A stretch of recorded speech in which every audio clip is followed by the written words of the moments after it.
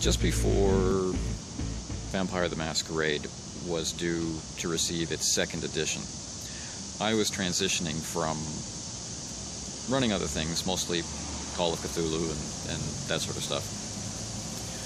I was transitioning into pretty much only playing World of Darkness games. And a technique I used to favor at that, and at that period was something that I at the time described as subliminal description. And I used to try and layer the levels of description so that there was always something going on around the players that would mesh with or cast doubt on something which was occurring for their characters. My entry point into the technique actually was using audio as a form of realia.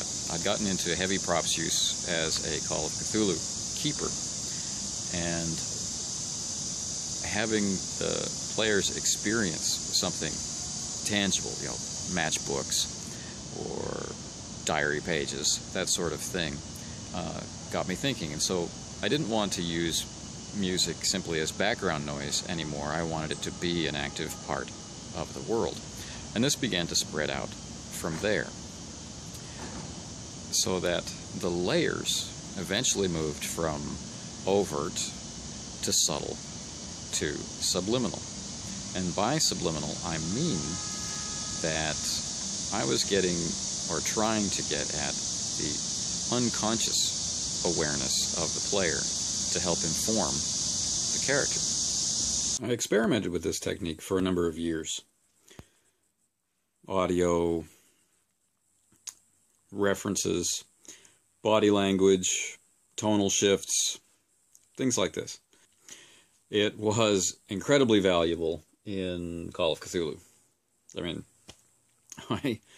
I'm a very strong proponent of taking your description to this level if you intend to be a keeper. Let's get to the point. This type of description is focused on presenting information to the players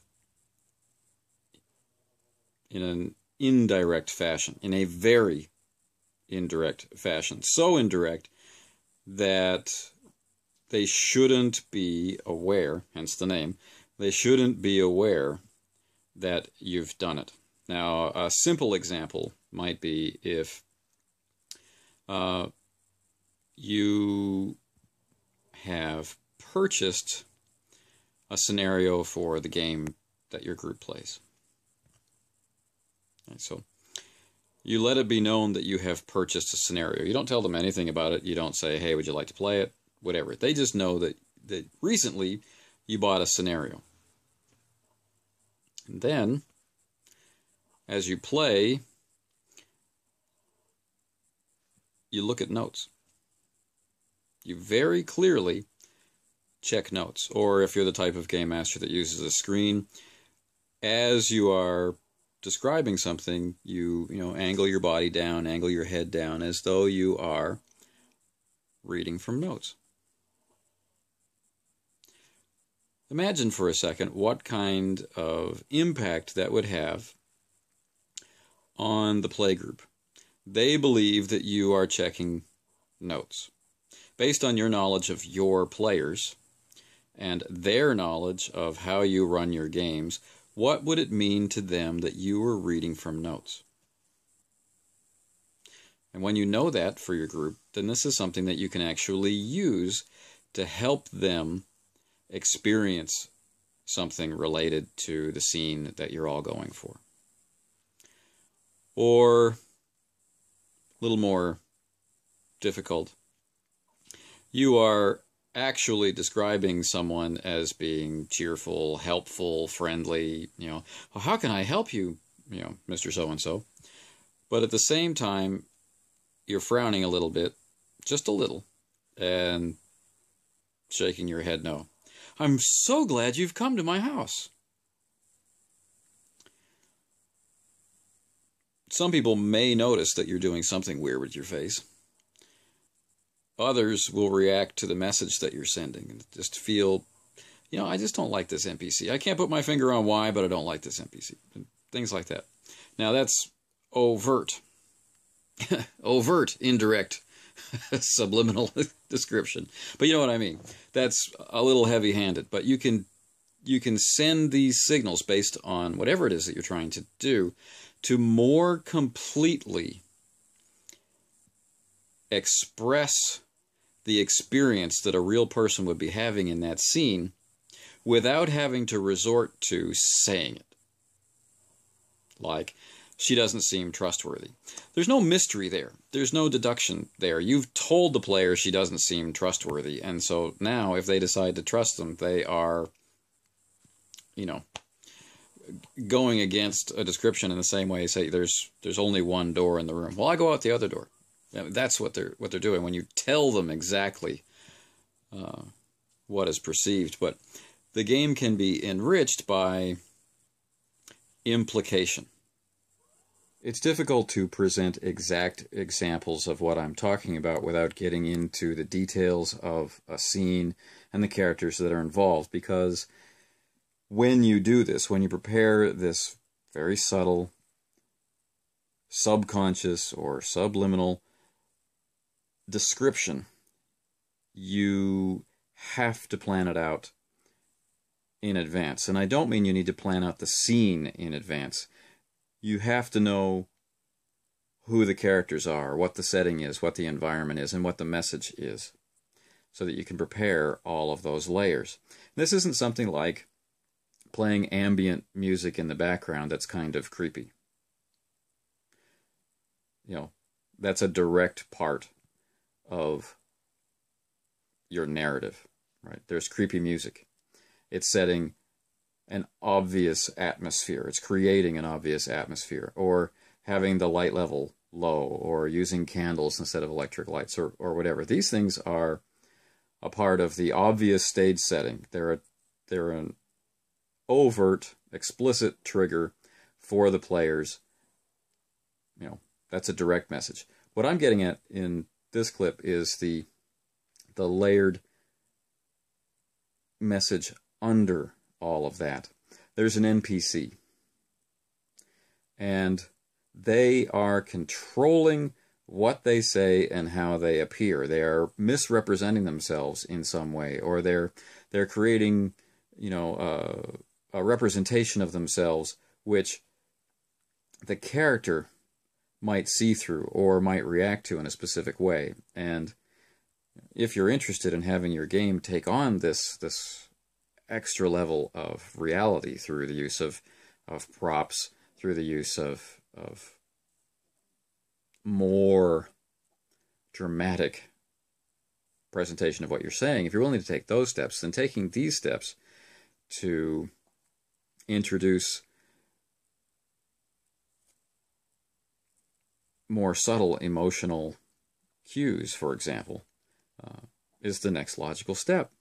So, again, without dipping into specifics, which would make this video incredibly long, you might, if the group walked into a nightclub, you are playing the music they are actually hearing. You make that specific. The songs they're hearing are actually playing in that club, and the way people are reacting to those songs is the way that they would react according to their characters. Maybe they're surprised, pleasantly or unpleasantly, by a song that plays. And there are going to be lyrics in these songs. Songs are playing in the background in a muted way, and you've picked songs that specifically express what it is that you're going for in this scene. Songs that your players don't know, so they're not bopping and singing along, but you arrange for descriptive imagery, interaction or interplay between characters. You've arranged for these things to occur and leave a hole precisely when a particular lyric is going to be broadcast. The sudden silence from behind the screen makes the players hyper-aware, and that lyric floats across the table. It's planned. It doesn't feel planned. while you are talking, your mouth is saying one thing. Your body language is saying something else, right? This person is your allies coming out of your mouth, but your body language suggests that they're lying. You never have to come out and say you think they might be lying. Nobody suggests making whatever kind of role your system might require to perceive honesty or deception. They just get that feeling. That's what we're talking about. Other things you can attempt are, again, incorporating realia of other media, not just a written prop or something tangible that they can pick up and examine and open up for clues, but something that plays in the background that they can hear. I've been known to make radio broadcasts, which I put into the soundtracks that I'm talking about playing in the background, so that as characters are moving around the town, people are listening to different radio stations, and radio stations are being tuned in the background, and players can hear all of this, and I make commercials that come on. I make news broadcasts that come on. And, you know, back in the World of Darkness days, they could hear Otali's commercials, which definitely had double entendres in them. Nobody ever saying anything that you could put your finger on and say, you know, this company's owned by the worm. But the players who knew that it was were subtly creeped out by it. And news reports of escalating body counts or disappearances or whatever. All these things playing in the background, too low to really be consciously grabbed unless a player is struggling to hear it, dividing their attention from something else, being distracted by the news and sparking conversation that would naturally happen. And what do you think about that? What? What were you listening to? Well, I just heard on the news that, you know, natural, immersive, to use a term, experiences that are operating on several levels, and no one ever really aware of what was intended, what was not intended. Did they actually hear something? Did they not? This stuff has a way of seeping down into the consciousness, into the mood, into the atmosphere around the table, and having an effect. A great example of how this works, at least for me, and maybe Tim Harper, I think he's mentioned this before too. This is one of the early things that we discovered we agreed on, was carnival music. Carnival music has the capacity to sound simultaneously cheerful and incredibly creepy all at the same time, right? And Stephen King certainly wasn't the first to capitalize on the inherent strangeness or threat of clowns. This is just one example of what I'm talking about. I'm not talking about invoking the insane clown posse every time you play it. What I mean is things can be twisted just a little off kilter to send the message that you mean while you get to say what normal people would notice. Right? It's a carnival, it's a festival, everyone's happy, they're eating hot dogs and stepping right up and taking their chances, and oh, by the way, you're scared witless for some reason.